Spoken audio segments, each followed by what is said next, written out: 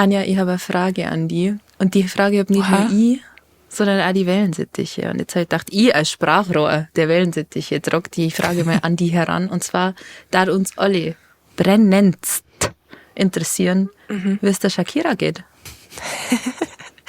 Der Shakira geht sehr, sehr gut. Ach doch. Ja, das freut uns zu hören. Sie hat sogar einen Übertopf gekriegt, der ihrer passt mittlerweile. Wichtig, Ja. wichtig. Da war ich shoppen für sie. Habe ich geschaut, was passt am besten zu ihrer Augenfarbe. Ja, Okay. ja. Was hebt ihr Aura hervor? Was ist geworden? Es ist ein weißer Blumentopf, weil sie ist eine Reinheit. Oh, okay. Klingt edel. Eine reine Schönheit. So nämlich. Ein unberührtes Blatt. Die Vorhaut schaut nicht unberührt aus. So ehrlich will ich sein. Nein! Ihre Blätter sind auch ganz und gar nicht unberührt. Da sind nur ein paar gefallen.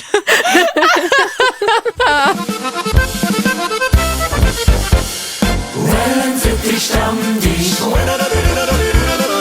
Wellensittich Stammtisch. Wellensittich Stammtisch. Wellensittich Stammtisch. Wellensittich Stammtisch. Recht herzlich möchte ich euch heute begrüßen. Zum Stammtisch, wo die Wellensittich-Brüder. Es freut uns unfassbar, dass ihr wieder eingeschaltet habt. Es ist nämlich Folge 22. Es ist eine Schnapszahl und wir alle hier, namentlich nämlich Verena Servus. und Anja Habe dere. und ich, Tres, wir wünschen uns, dass ihr auf diese Schnapszahl einen Shot in unserem Namen trinkt. Schickt uns ein Foto davon, das darf uns sehr freuen. Das wäre wundervoll. Wir haben leider Korn vorbereitet, das müsst ihr Na. für uns übernehmen. Aber ein paar Spaßgetränke hätten wir. Prost, Anja. Prost, Reda. Was Prost. trinkst du? Ja, Prost. Ich trinke ein Limo-Spaßgetränk. Limo. Ein Sie trinkt der Limo-Spaßgetränk. Grachal. Ja. Ja. Was gibt's bei dir, Anja? Ich trinke ein Weißbier-Spaßgetränk. Und bei dir, Vreni? Ich trinke ein New England IPA Spaßgetränk. Ja, ich möchte dich schubsen. Ich bin euch aber beiden dankbar, dass keiner von euch gesagt hat, es gibt irgendwie eine Hopfenkaltschale oder so. Weil das Ach ist Gott. was ich gar nicht mehr hören will. Das fand ich am Anfang Ja. sehr lustig, den Witz. Und so nach dem dritten Mal hat er sich schnell abgenutzt, leider. Naja, Jetzt sind sehr viele Väter sehr traurig. Wo es auf jeden Fall Schnaps geben wird, fällt mir gerade ein, ist morgen. Denn morgen sehen wir uns mal wieder in Natura. Also natürlich nur morgen für alle, die gerade heute am Donnerstag schon ganz brav und fleißig hören. Morgen sind wir nämlich beim DJ Ötzi. Morgen ist soweit. Morgen Jawohl. hoffen wir drauf, dass er einen Burger Dance spielt. Morgen zeigt der Rest blank beim Burger Dance. Wenn man das nicht kapiert, muss man die alten Folgen hören. Fangt so Ja. von vorne an. ja. Wir sind sowas von bereit dafür. Ja, ich habe da meinen Auftritt bei der Mountain Mania, bei der DJ Ötzi Arena Tour. Der nimmt mich da mit, der Guri. Und ich freue mich schon richtig. Und ich habe die 2 Wellensittiche hier auch dabei. Und dann werden wir auf jeden Fall in Geil. der nächsten Folge berichten. Ich freue mich schon, ich bin sehr aufgeregt. Ja. Ja, frage mal.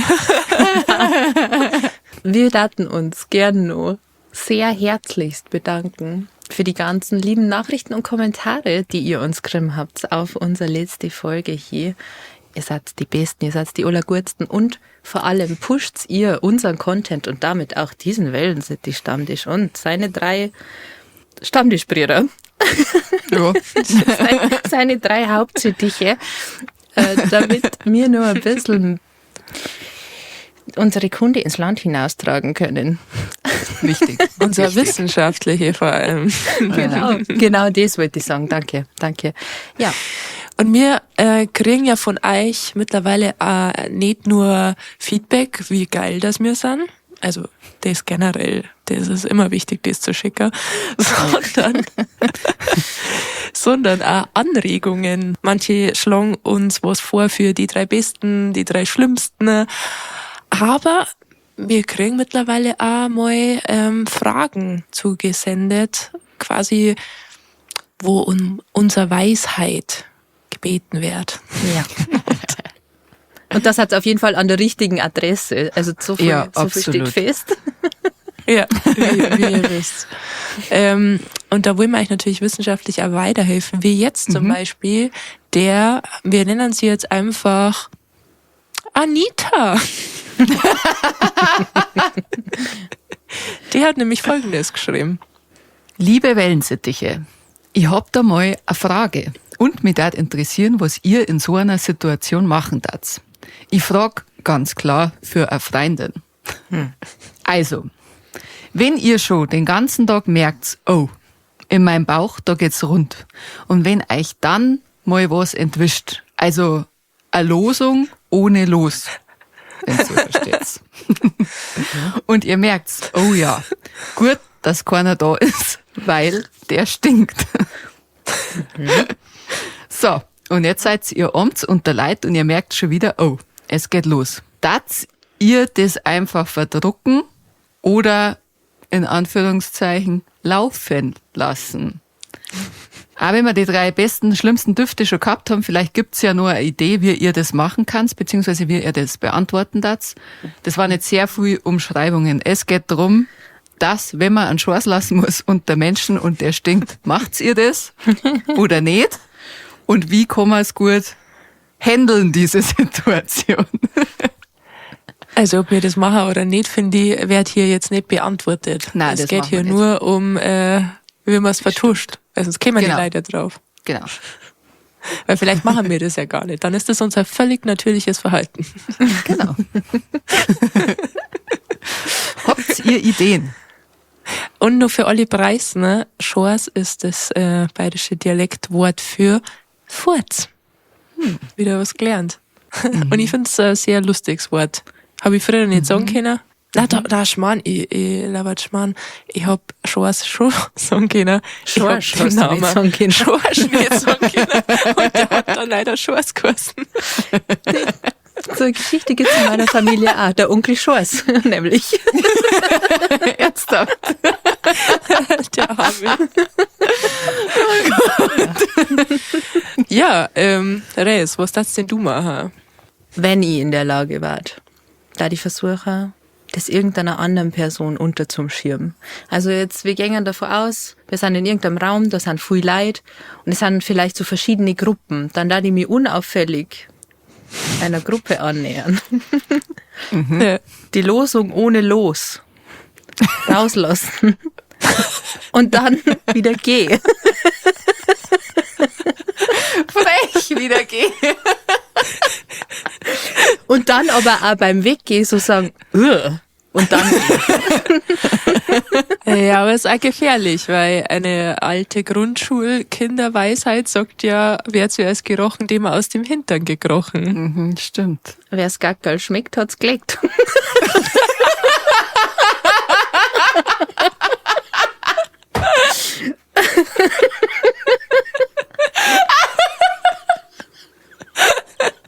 Oder das. Also ich finde deine Variante schon verdächtig.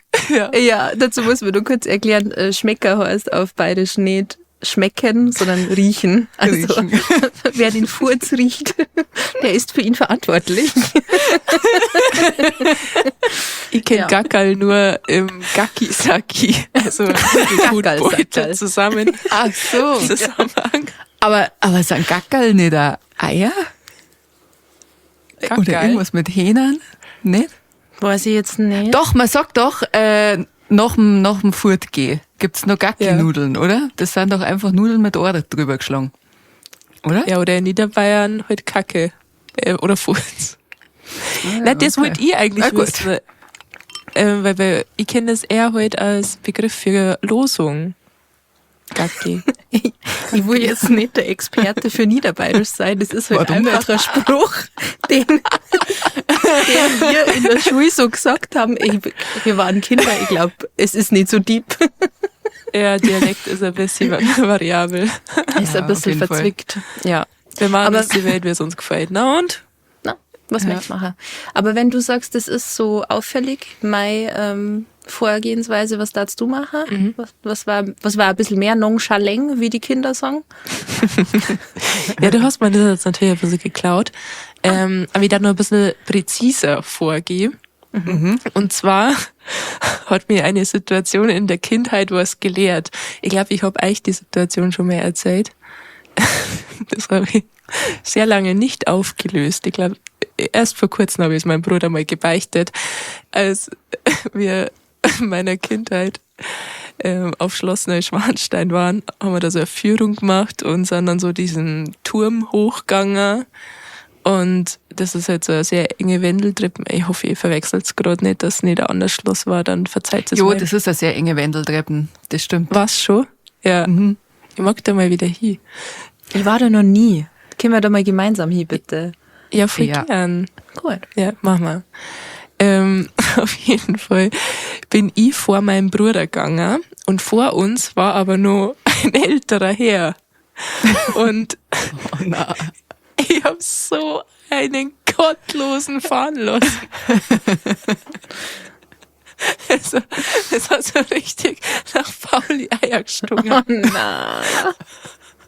Und mein Bruder, ich habe mich natürlich stark gehalten. Und mein Bruder hat dann, als wir angekommen sind, zu mir so gesagt, also der vor uns, der hat so gestunken. Und ich hab's natürlich nicht zugegeben, dass ich das war. Zu Recht. Das ist eine kleine Lebenslüge von mir.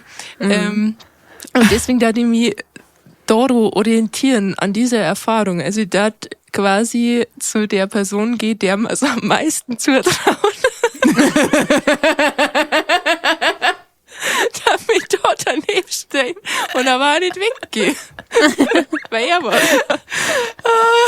Ja, okay, verstehe. Ja.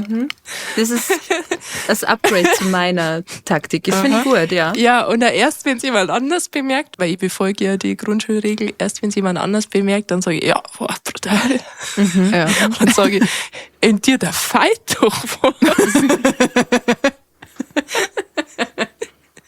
Also Ja. für alle Preise, in dir Verfault. vergammelt etwas. Ja. Ja. Das war halt meine Taktik. Vreni, was ist denn deine Taktik? Was war deine Taktik? Weil, also, Wäre. Habe ich natürlich noch nie angewandt, aber wäre. Ja. Auch wieder eine Mischung aus Eiern. Also anscheinend haben wir alle die gleiche Strategie im Sinne von, wir hängen es wem anders an. Aber wir dann es auch alle drei machen. Weil sie hat eigentlich schon auch gefragt, ob man es vielleicht dann sie verdruckt, oder? ja. Ich darf natürlich mich bemühen, dass ich es mal Ja. verdruck. Aber manchmal geht's halt nicht. Naja, Ja. also wenn man jetzt fort ist, es ist immer sehr gut, wenn man sie unter viel Typen mischt. Weil wenn du die hübsche, sexy, hexy Frau zwischen Typen bist, also Typen meinen ja immer noch Frauen kacken Rosenblätter. Und diese Tatsache muss man sie zu eigen machen. Und wenn du die dann da hinstellst, da wird niemals jemand dich verdächtigen. Niemals. Da werden immer die anderen verdächtigt. Also Typen. Einfach. Ja, eigentlich. das ist genau das eigentlich, was wir schon gesagt Ja, haben. genau. Ja, gut, also wir haben uns jetzt darauf geeinigt, wir werden es uns alle nicht verdrucken. Ich finde, es gibt auch wirklich, das sind so schlimme Bauchschmerzen, wenn man sich einen Schorz verdrucken muss. So einen richtigen Bauchschneider, hat meine Oma immer gesagt. Und ich finde, das ist das perfekte Ja. Wort dafür, weil es fühlt sich echt so an, als hat jemand mit so einer riesen Schar deinen Bauch zerschneiden. Ich habe noch einen Lösungsansatz. Und zwar wisst ihr ja, dass ich generell sehr, sehr starken Kaffee mache bei mir daheim. Und das war auch mein Vorschlag. Einfach einen richtig starken Kaffee trinken, einfach bei mir vorbeischauen vorher vielleicht. Dann mache ich dir einen Kaffee, Anita. Und dann erledigt sie das sowieso. Dann hast du schon keinerlei Losung mehr in dir drin. Gern geschehen. Das ist das Beste. Perfekt. Ja, also falls ihr noch Ratschläge zu anderen Situationen braucht, wir sind für euch da. Die Expertise ist geballt, ihr merkt es. Aber ich habe mich richtig gefreut über die Nachricht. Eine von euch so hat die bei uns in der Gruppe eingestellt. Und dann war mein erster Gedanke so, ja, Du hast es geschafft. Du bist die Schors-Ansprechpartnerin. Offiziell. Alles, was ich jemals wollte, hat Anja geschrieben. Das liebe ich sehr. Voll schön. In dem Sinne auch danke für dein Vertrauen. Danke, dass du uns als würdig empfunden hast. Und zu Recht. Ja. Sehr schön. Wir hoffen, wir haben da weiterhelfen können. Auch sonst, falls die Wellensittiche noch andere Tipps haben, gerne her damit, weil, wie gesagt, wir lesen ja gern euer Feedback. Haut's da mal was in Kommentare. Freut uns zu lesen. Apropos was in Kommentare hauen und Feedback, ich wurde korrigiert. Und zwar zu Recht. Der Alex hat auf YouTube kommentiert, dass das, was ich als Gerst bezeichnet habe, Kamerun-Schafe waren. Und dann habe ich gesagt, Alex, also wenn ich das jetzt google und dann stimmt's nicht, gell? Also, es hat gestimmt. Ach du Scheiße. Das heißt, im Wildpark Poing rennen Dres nicht nur Gorsen nächstes Mal, sondern auch Kamerun-Schafe. Super. Perfekt. Ja, denen habe ich halt gesagt. Auwe. Dann wissen wir es jetzt. Ja. Der Unterschied, wir haben es natürlich für euch rausgefunden, zwischen Geiß und Ziege. Es gibt keinen Unterschied. Wie es Verena schon gesagt hat, es ist einfach nur das süddeutsche Wort dafür. Da hat die einen sogenannten, passend zur heutigen Folge jetzt hat, Hirnschors.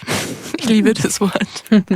Wenn man quasi einfach ein kleiner Denkfehler gerade hat. Und natürlich war mir das bewusst, aber in der Folge war es mir nicht bewusst.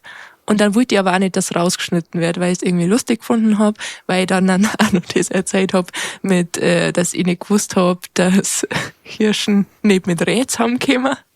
Das fanden meine Eltern sehr peinlich. Die haben das gleich auf sich bezogen. So ungefähr. Sie haben mir da mehr beigebracht.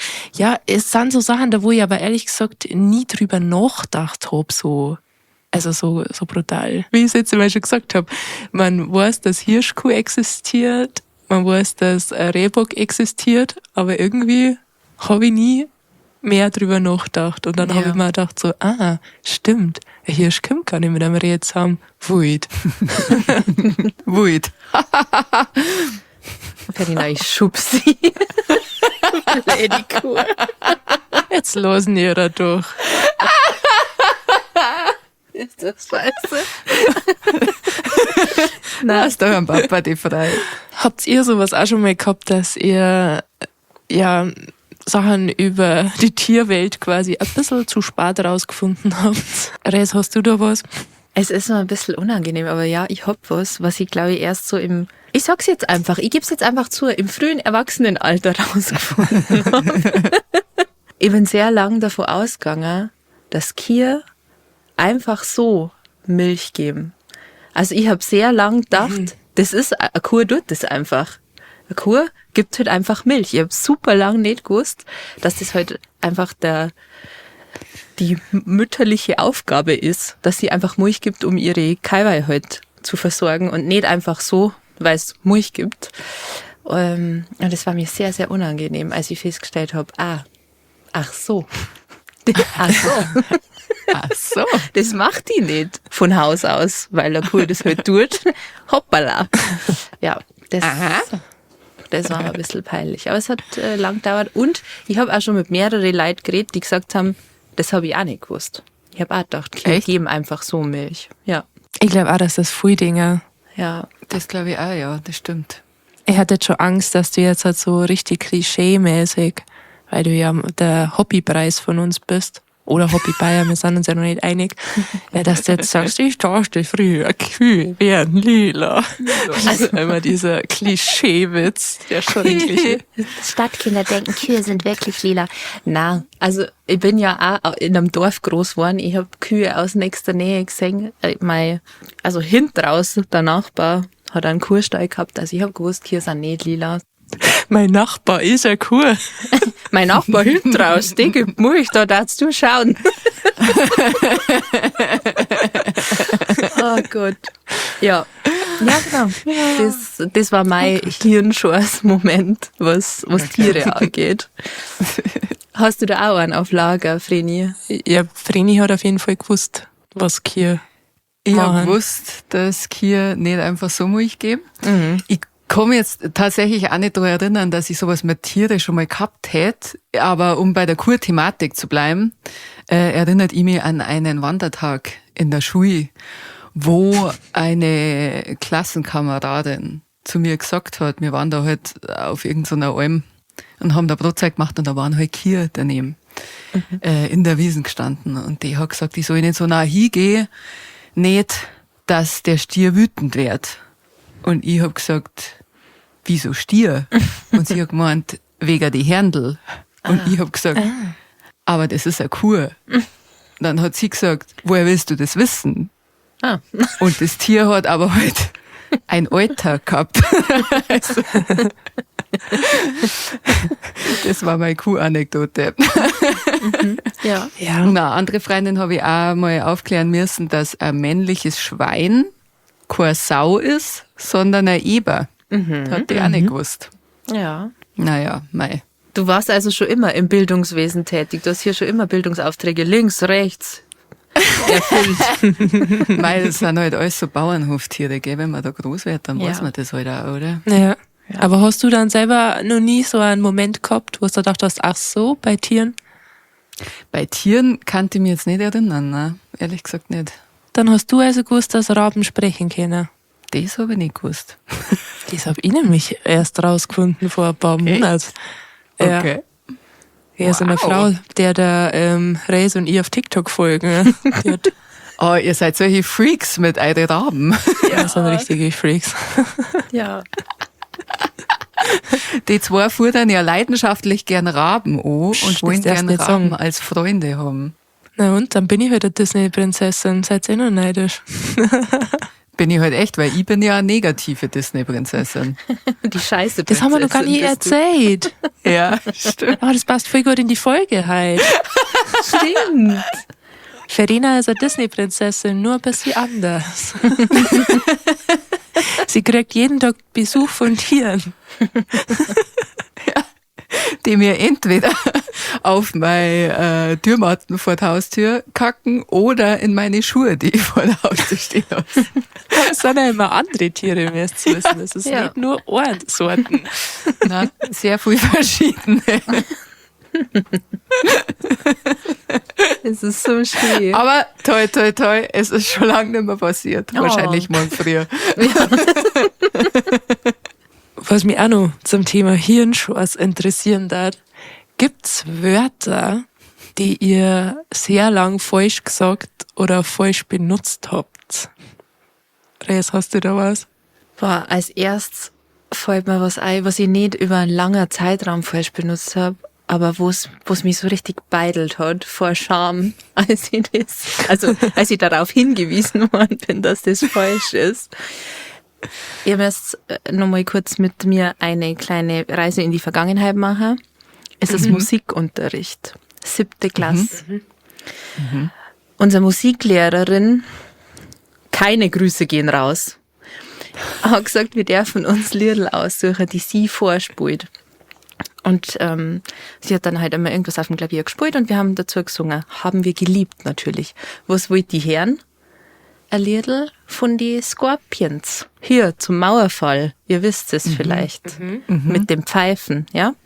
Und ich melde mich. Und mit dem größten Selbstvertrauen dieser Welt sag ich dat gern Wind of Change hören.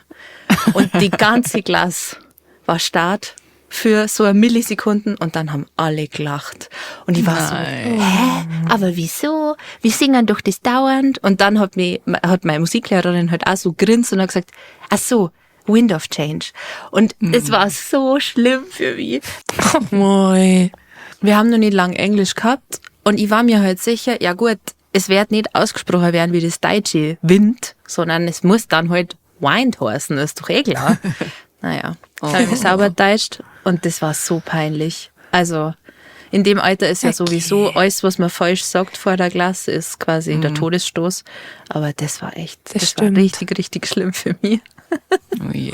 Nein. Oh Gott, haben wir das Trauma wieder hochgeholt. Naja, Gott sei Dank. die nächste Delfintherapiestunde wird teuer.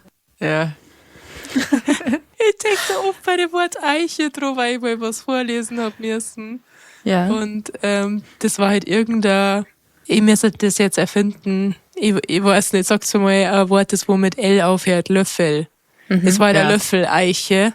Und ich habe gelesen, Löffelleiche. Ah. Ja, wurde ich auch sehr verarscht dafür. Oh nein. Naja, Oh. ist ja nicht so schlimm. Gibt's bei dir ein Wort, das du lang falsch verwendet hast, Ferdi? Ja, vorher, wo die Anja erklärt hat, dass ein Schors ein Furz auf Hochdeutsch ist mir eingefallen, dass ich mein Leben lang gedacht habe, es heißt Pfurz, also mit P. Ja, ja. Ports.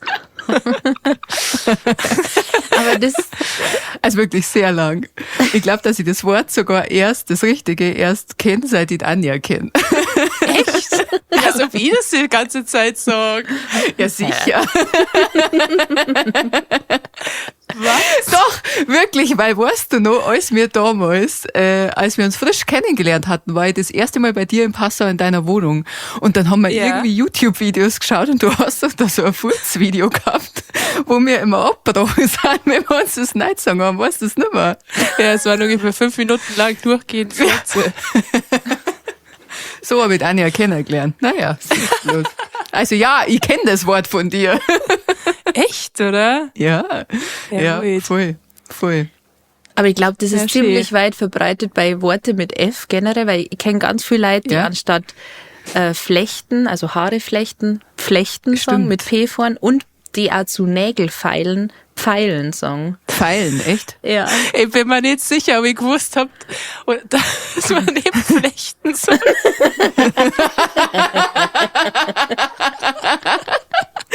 Also auf Hochdeutsch hätte ich es, glaube ich, schon, ich hätte, glaube ich, schon Flechten geschrieben. Aber Ja. ich finde, es fühlt sich voll schon im Mund. Also ich glaube, wenn ich sage ich habe Flechten. Vielleicht ist es aber auch so ein Dialektding bisschen, kann das sein?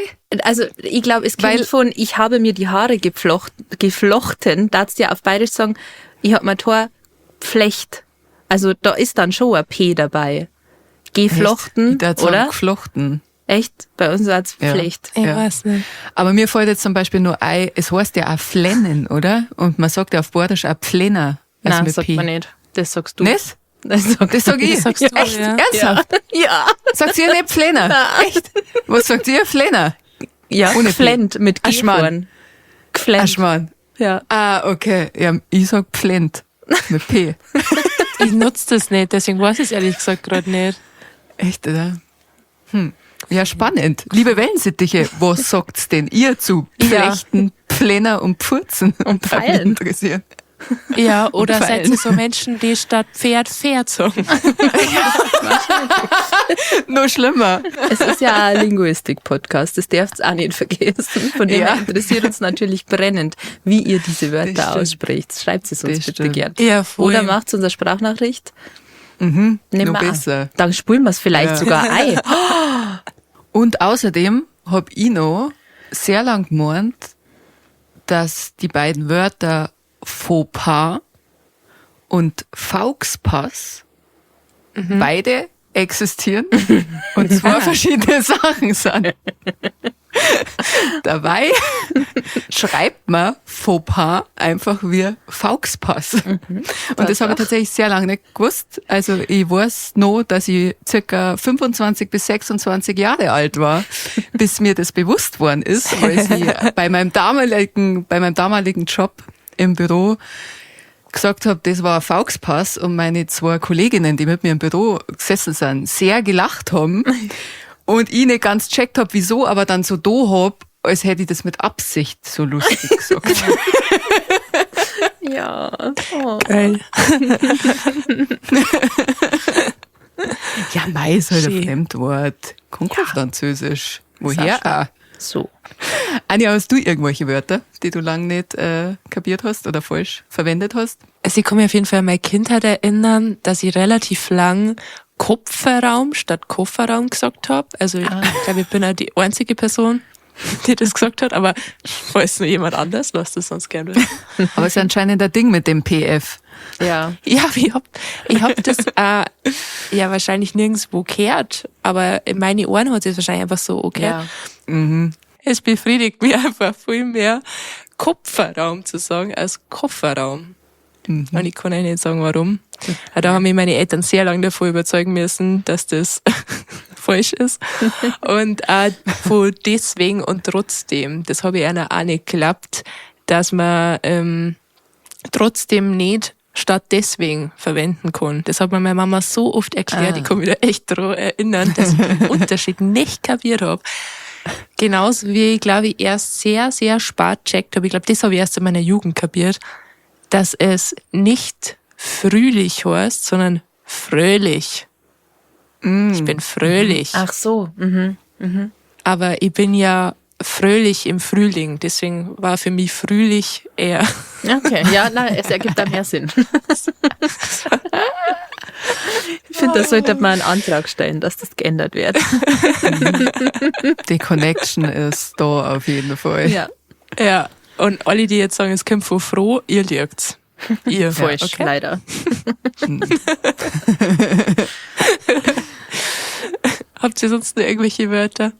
Also, liebe Wellensittiche, ihr könnt uns auf jeden Fall nicht allein lassen mit den ganzen Hirnshares. Schreibt auf jeden Fall mal, was das bei euch war. Die Frage, die schließt jetzt ein bisschen an das, was Dres gesagt hat. Und zwar, da die gerne von euch wissen, ob es Songzeilen oder Filmzitate oder generell Witze gibt, die ihr erst sehr spät verstanden habt. Res, hast du da noch was außer Wind of Change? Bitte, sag's nicht. Da krieg ich Gänsehaut. Ich weiß auf jeden Fall, dass jeder englische Song in meiner Kindheit ganz, ganz wild von mir mitgesungen worden ist in einer Fantasiesprache, die es davor und danach nie wieder gegeben hat. Oh. Kenny. Ganz besonders muss ich da immer an I'm Just More denken, weil das war einfach Unjust Mo und das war mein Lieblingslied. I'm Just More habe ich auf jeden Fall auch so gesungen. Ja. Ja. Anschiss Moore. I'm Just More. Ich hab das auch noch bei Feel von Robbie Williams. Da habe ich auch immer Ja. Anschiss Wanna Feel. Das liebe ich auch sehr. Ja. Da wurde auf jeden Fall regelmäßig die englische Sprache verhunagelt, wenn man so schön sagt. Ja. Ja. Aber so Witze, ich weiß, dass ich als Kind ein Witzebuch gehabt habe und dass da sehr viele Witze drin waren über Ostfriesen. Ich weiß nicht, wer in meiner Familie Beef mit Ostfriesland gehabt hat, aber der war anscheinend groß. Da waren ganz viele ganz, ganz schlimme, eklige, anzügliche Witze auch dabei, die ich alle nicht verstanden habe und wo ich halt dann zu meinen Eltern damit gegangen bin, mit diesem Witzebuch und darum gebeten habe, dass mir jetzt jemand erklärt, was das bedeutet. Und war meine Eltern sehr unangenehm. Verstehe. Ja. Das wäre die Nachricht, die wir letztens gekriegt haben vom Papa, der geschrieben hat, dass sein 13-Jährige gefragt hat, was eine lange Vorhaut ist und dass er da das Wort an uns weitergeben hat. Sie hat gefragt, wie lang so eine Vorhaut werden kann. Mir das war's, genau. beantworten können. Aber nein. Da ist halt Gott. irgendwie schon auch er der Experte, muss man jetzt mal sagen. Ja, ich habe auch gesagt, er soll ja mal lieber eine Studie bei seinen Späßeln machen, weil Ja. die kennen sich da wahrscheinlich besser aus wie mir, um ehrlich zu sein. Ja. Also katholisch, da wird jetzt Licht ausgemacht. Das schneiden wir raus. Nein, bitte nicht. Oh Gott. Schnell weiter. Gibt's bei dir irgendwas, was du ganz lang nicht verstanden oder falsch verstanden hast? Ja, gerade bei Songtexte geht's mir so. Ihr kennt's bestimmt von Peter Maffay und Es war Sommer. Es war Sommer. Genau, ich war 16 und sie 31. Darüber möchte ich schon gar nicht reden, weil das ein bisschen illegal ist. Aber Sehr illegal. ja, sehr illegal ist das. Das war ein Lied bei Singstar. War das Singstar Schlager oder so? Ich weiß nicht. Aber ich weiß, dass wir das als Jugendliche geschmettert haben, die ganze Zeit, bis ich mal kapiert habe, dass da darum geht, dass da ein 16-Jähriger seine Unschuld an eine 31-Jährige verliert. Das hat sehr, sehr, sehr lang gedauert. Krass. Weil da kommt ja auch sowas wie, der Junge nahm schüchtern ihre Hand und als ein Mann sah ich die Sonne aufgehen. Ja. Also danach war er dann der Mann. So, Das ist echt ein schlimmer Song.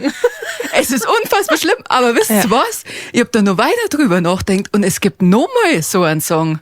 Ja. Das ist manchmal, denke ich noch an die von Reinhard Fendrich.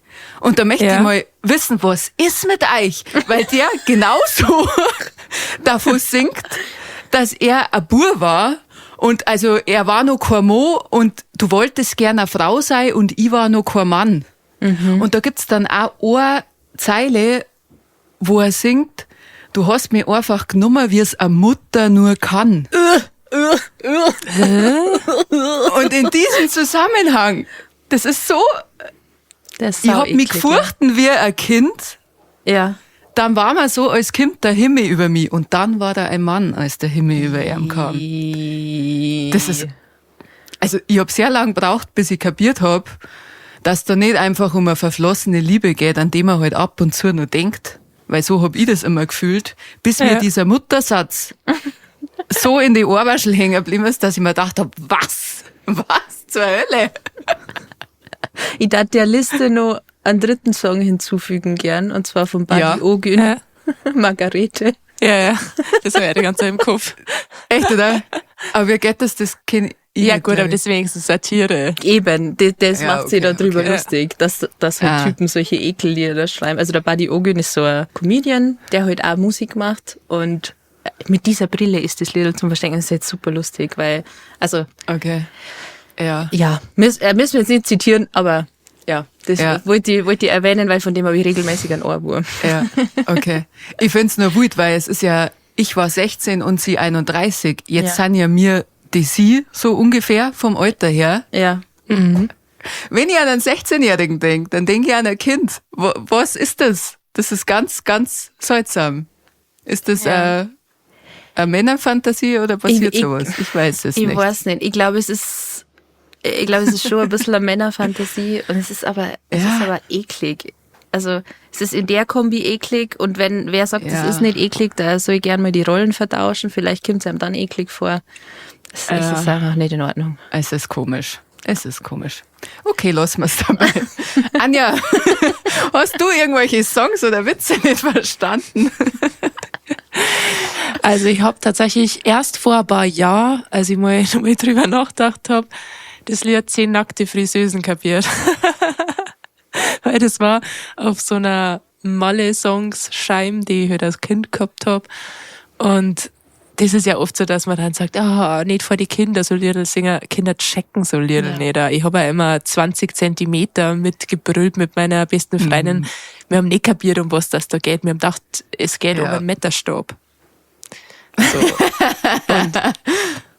und so war es auch mit 10 nackte Friseusen. Ich hab da einfach nie wieder drüber nachgedacht und hab aber zu dem Song noch die Meinung gehabt, also auch noch in meine 20er, dass ich mir gedacht habe, der ist schon irgendwie ein bisschen, also der ist schon ulkig, der Song, weil, also warum soll denn die Friseusen richtig feuchte Haare haben? Hä? Weil das geht ja so 10 nackte Friseusen mit richtig feuchten Haaren. Und ich habe mir gedacht, also die waschen doch die Haare von den Kundinnen. Und so in meine 20 habe ich nochmal drüber nachgedacht. Dann so, ach so. Moment. Ja, genauso so eine Erkenntnis habe ich einmal in die 20er gehabt, wo ich halt einfach auch nie wieder drüber nachgedacht habe, obwohl ich den Film wahrscheinlich mitsprechen kannt, war beim Schuh des Manitou. Habe ich in meine 20er erst kapiert, dass der Ombre gar nicht Perlentaucher werden wollte. Freilich wollte er das. Hä? Dann wollte ich euch noch zu guter Letzt nach eurem letzten so richtig klassischen Hirnschors fragen.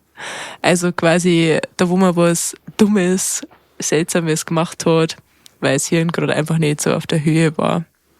Res, was war das bei dir? Ich darf gern 2 Sachen erzählen.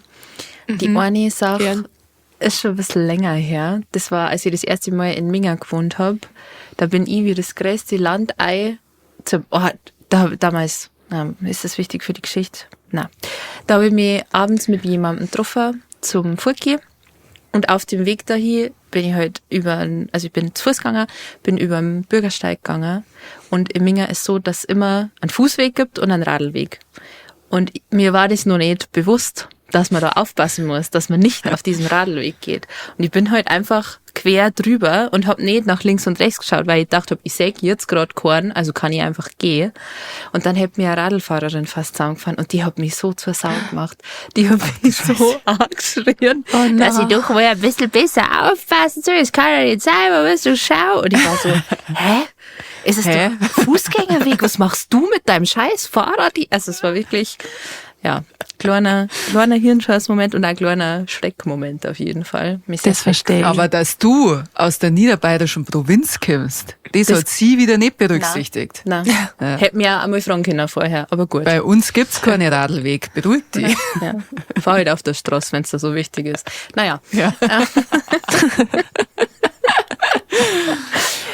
Und Hirnscheiß, der noch nicht so lange her ist, der ist mir letztens im Stream passiert. Da habe ich einen Kochstream gemacht und ich habe Lasagne gekocht. So richtig von Anfang an mit hier Zwiebeln schneiden und anbraten, Knoblauch schneiden und anbraten, Sellerie und Karotten schneiden. Und ich schneide halt so mein Gemüse und bin fertig und rede halt so mit dem Chat, unterhalte mich mit den Leuten, heb das Bredel, wo ich das Gemüse geschnitten habe, auch und schieb mit dem Messer schön alles in die Bio-Tüten, die ich mir Das kenne ich aber so gut. Aus Versehen das Geschnippelte im Biotonne-Schirm. Ja. So gut. Das war toll. Oh Mann. Aber perfekt für den Stream, weil hast das ja nicht mehr braucht. Ja, nein, warum auch? Scheiße.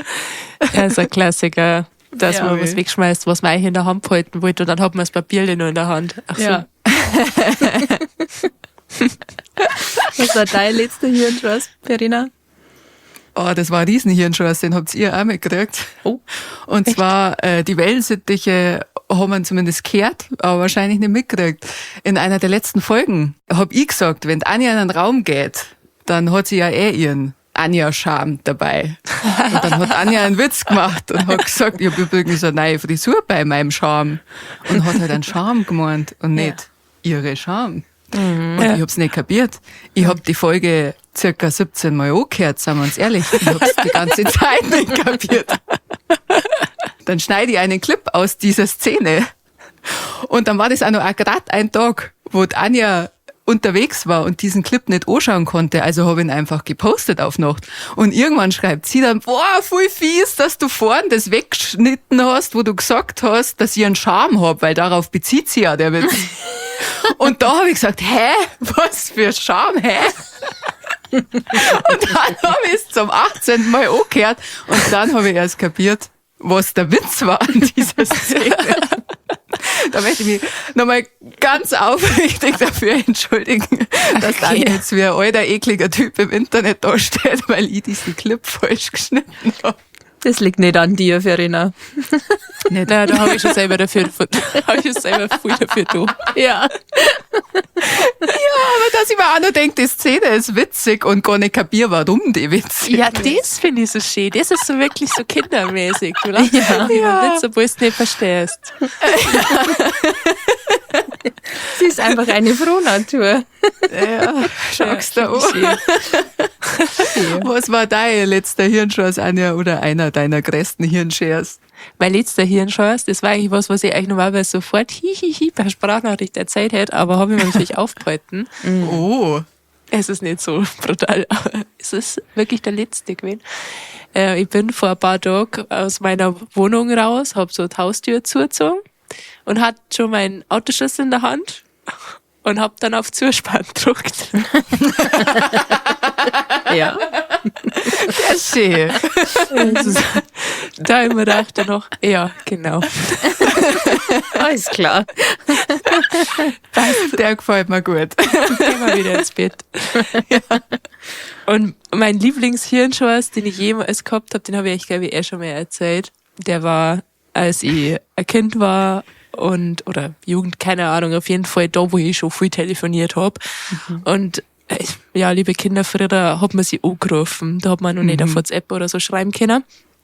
Und dann hat man halt angerufen und hat halt gesagt, grüß dich, da ist Anja, ist bla bla bla da. Weil du hast auf dem Festnetz angerufen, wo jeder von der Ja, Familie Natürlich. potenziell dran Ja. kann an das Telefon. Das muss man dazu sagen, Dankeschön. Und dann habe ich bei meiner Nachbarin geklingelt und dann macht mir ihr Papa auf und ich war natürlich nur im Telefonmodus und dann hat er die Tür aufgemacht und ich sag, grüß dich, da ist Anja.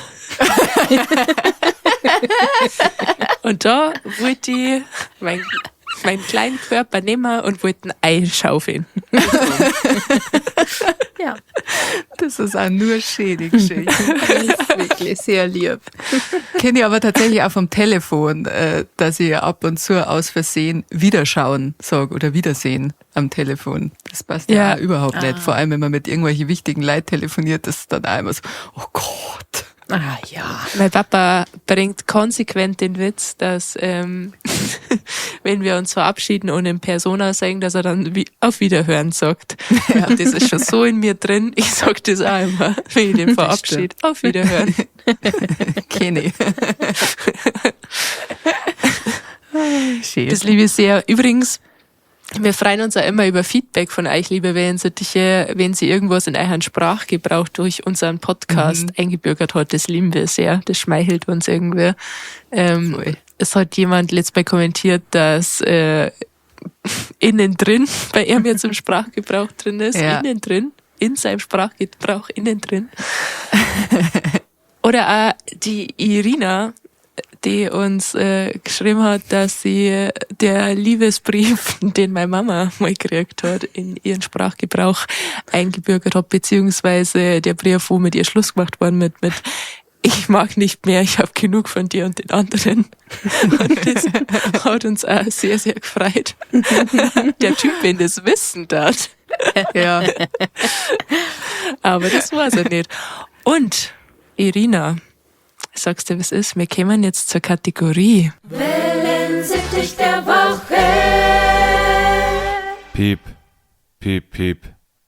Ach, leg mir doch an meiner Kloake. Und da hast die du, liebe Irina, besonders hervor. Du, erstens eben mit dieser Sprachnachricht, wo wir uns total darüber gefreut haben, dass du erzählt hast, dass sie die Worte vom Ex-Freund von Anjas Mama in euren Sprachgebrauch eingebürgert haben. Und natürlich schickst du uns die ganze Zeit DMs und du kommentierst sau viel. Du schickst uns die ganze Zeit Story-Reactions und so weiter. Du bist aktiv dabei. Das merken wir und mit Herz. Wir haben die schon länger auf der Liste. Und jetzt wäre es endlich Zeit, dass du der Wellensittich der Woche bist.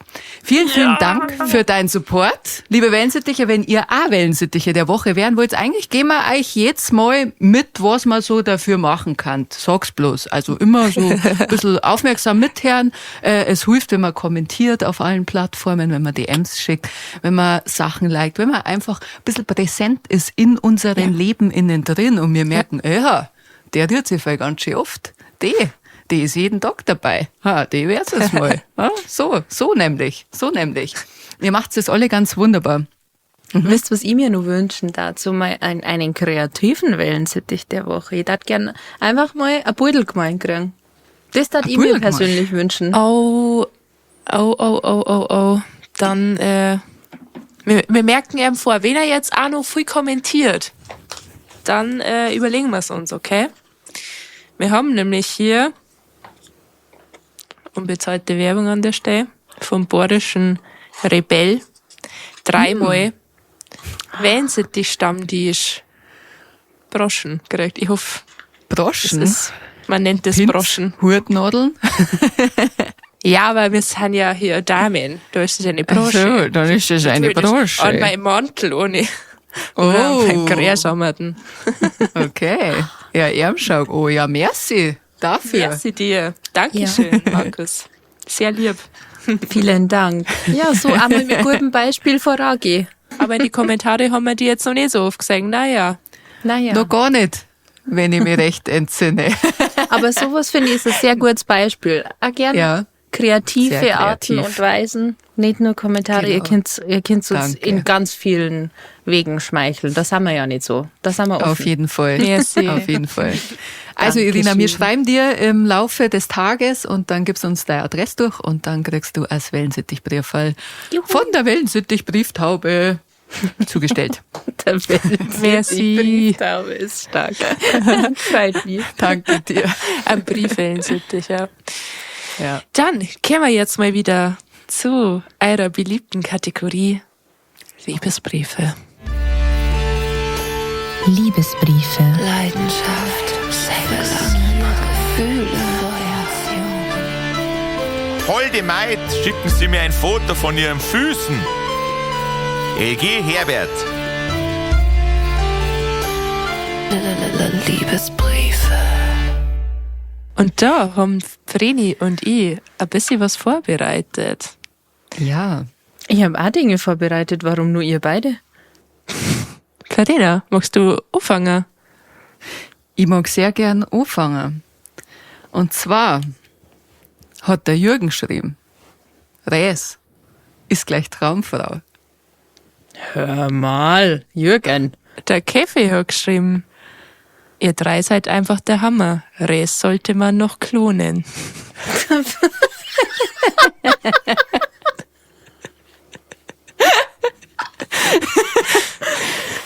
Der Mike hat geschrieben, Räder, du bist der Wahnsinn. Keine meiner Ex-Hasis hat mich Sonntag für Sonntag beim Fußball angefeiert. Der Solino hat geschrieben, Traumfrau, Res mit Doppel-S. So nennen sie mich. Oh Gott. Der Solino ist sehr verliebt. Er hat nämlich auch noch geschrieben, Res, du bist einfach der Hammer. Oh. Der Bud Dispenser hat geschrieben, ich finde der Res ihre Augen so dermaßen mega. Also. Der HT hat geschrieben, ich stehe total auf der Res. So eine Liebe. Der Tommy hat geschrieben, und zwar ungefähr 5-mal. Beste Res. Der Schossel hat geschrieben, eine bessere Partnerin wie der Res gibt's gar nie nicht.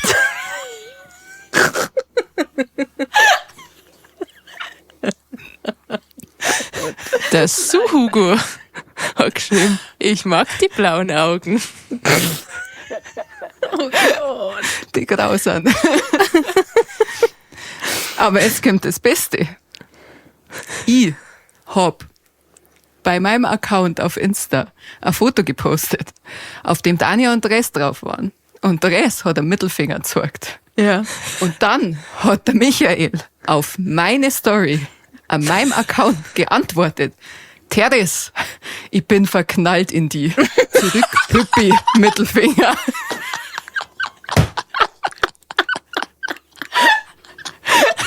Ja, Michael, danke fürs Bescheid sagen. Oh, leid. Oh. Aber es ist der Rest gerade so unangenehm, weil wir ihr das nicht gesagt haben. Ich lieb's so. Mir ist hier gesagt worden, Liebesbriefe raus. Ich habe hier Screenshots gemacht, links und rechts. Und die können wir sicher noch mal brauchen. Ich schwitze richtig. Ich hab richtig Schweiß jetzt. Du, aber das einen habe ich noch. Einen habe ich noch. Ja. Folgende Nachricht ist reingekommen. Hi, grüß dich. Hast eine schöne, sympathische Ausstrahlung. Würde mich sehr freuen, mehr von dir zu erfahren. Freue mich schon drauf, von dir zu lesen, / hören. LG. Erinnerst du dich an diese Nachricht, Therese? Na? Echt nicht? Na? Die kam in dein privates Postfach. Exakt dieselbe Nachricht kam ins Wellensittich-Postfach. Ja. Exakt dieselbe Nachricht kam ins Anja Bavaria Postfach und exakt dieselbe Nachricht kam in mein Postfach. In exakt demselben Wortlaut. Bruder! Aber es ist ja verständlich, also es ist ja wurscht, wer von uns drei nimmt, sind ja alle super. Wie soll man sich da aber auch entscheiden, sage ich ehrlich. Ja, es ist ja auch wurscht, Hauptsache eine beißt an, gell? Ja, wir reden ja auch nicht miteinander. Nein. Nein, nie. Wir schicken uns sowas auch nicht sofort, dass dann jemand anders sagt, hey, die habe ich auch gekriegt. Ihr könnt euch ja sicher sein, dass wenn ihr mir irgendwas Komisches schreibt, es erreicht die zwei und bei die anderen zwei genauso. Oder auch wenn da am Wellensittich stand, bevor ich hier in diesem Account mit drin war, ab und zu, haben sie mir auch mal eine Nachricht gescreenshottet, wo irgendwie das nur an euch gegangen war oder so, auf irgendeine Frage zu mir, findet ihr nicht auch, dass die Anja manchmal bla bla oder so? Ihr könnt es gleich direkt mir schreiben. Ja, es ist ein wurscht. durchlaufender Posten. Ja. Wir haben hier eine Standleitung, die den ganzen Tag macht diese WhatsApp-Gruppe. Ping, ping, ping, ping, ping. Das stimmt. Da kommt dann auch sowas, ich hasse, dass ihr heute so fest arbeiten müsst. Bei mir ist langweilig und in der Gruppe ist so stark. Ja, Ja. so wie heute. Das Ja. hat mich richtig aufgeregt, So wie heute. Ja. dass ihr Arbeit nachgegangen seid. Ich kann dir versichern, ich hasse auch, wenn ich arbeiten muss und euch nicht schreiben kann, deswegen. Das nervt. Oh, das müssen wir rausschneiden, deine Arbeitskollegen hören das. Das ist mir wurscht. Das kann ich schon wissen. Grüße! Ich liebe euch! In diesem Sinne, um die Poeten Menasmus zu zitieren, wann nimmt mir der Ausländer endlich meinen Job weg? Ja. Ich hab keinen Bock mehr. Halleluja. Halleluja, das war das Wort zum Donnerstag. Nein, das in diesem Sinne, liebe Wellensittiche. Moment, ich darf gerne noch irgendwas sagen zu den Nachrichten. Muss ich Aber da noch was? irgendwas dazu Warum? sagen? Nein, gar nichts. überhaupt nicht. Ja, Gar du kannst nichts. das vielleicht einfach mal Danke sagen. Ja, mal ein gepflegtes Danke. Jetzt in die Kamera, jetzt in dieses Mikrofon. Danke. Gern geschehen. Und in diesem Sinne sage ich auch nochmal vielen Dank fürs Zuhören, liebe Wellensittich-Freunde. Wir freuen uns, wenn ihr auch nächste Woche Donnerstag in eurer Podcast-App innen drin noch Innen schaut. drin. So nämlich, wo die neue Folge von uns ist. Herz ist auch. Herz die Folge nochmal. Gebt uns eine 5-Sterne-Bewertung, folgt uns auf Social Media. Wir heißen überall Wellensittich Stammtisch. Schreibt uns ganz viele Kommentare, schreibt uns Nachrichten. Ihr wisst schon, wie es geht. 5-Sterne-Bewertungen, deren auch nicht weh, aber uns sehr gut. Habe ich schon gesagt, aber So ja, nämlich. doppelt halt besser. Schickt uns Foto von eurem Rückenausschlag, wir beraten euch auch da, das ist gar kein Problem. Genau, bitte. Wir vergleichen damit unsere Ausschläge. Wir legen, wir geben Wenn's jetzt nur eine ein Witz war. Es ist wundervoll. In diesem Sinne, liebe Freunde, der Resier Speicherkarten ist voll. Wir hören jetzt auf. Habe die Ehre, macht's es gut und schöner Gruß von der Res. Bitte. Servus.